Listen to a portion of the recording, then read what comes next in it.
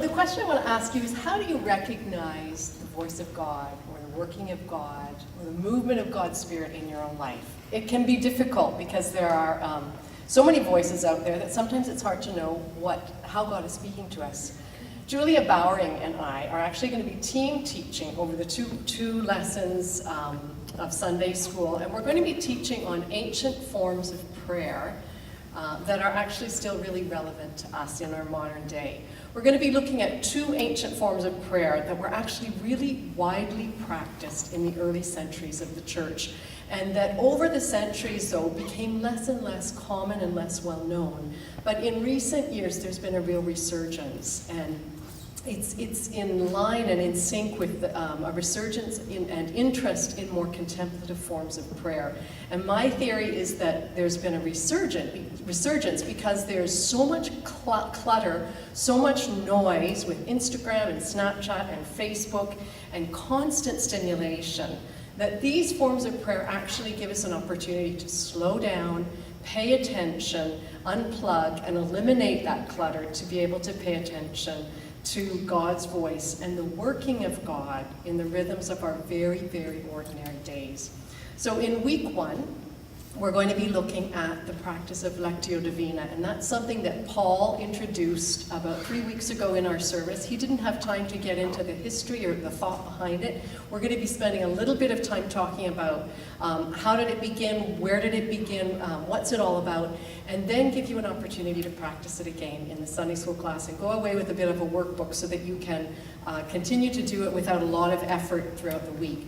On week 2, we'll be talking about the daily exam. Again, a daily practice of reflection on your day at the end of the day to pay attention to how God's been at work in your life that day. So the lessons are an opportunity to learn about the prayer forms and also a chance for you to try them out.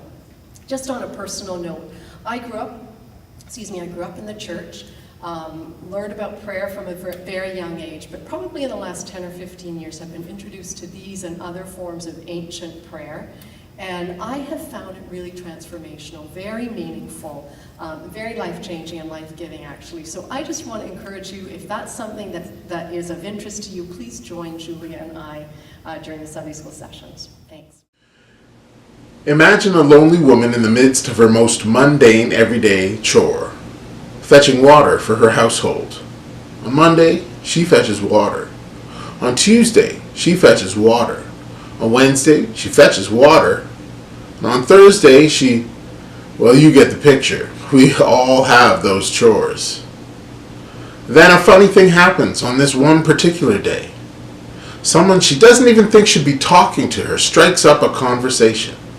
And almost from their first words to each other, she senses that he is different and wise, maybe a prophet.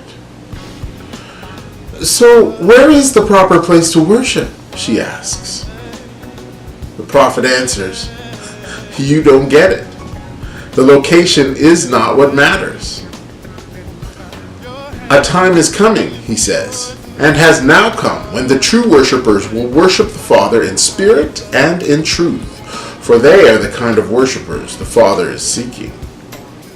Those are the words of Jesus. True worshipers will worship in spirit and in truth. In spirit, in truth. He says those who can do that are the ones the Father is seeking.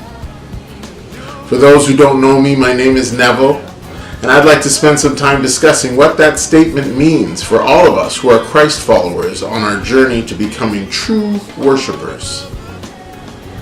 In the Worship Elective on February 25th and March 4th, let's take some time and break that down together.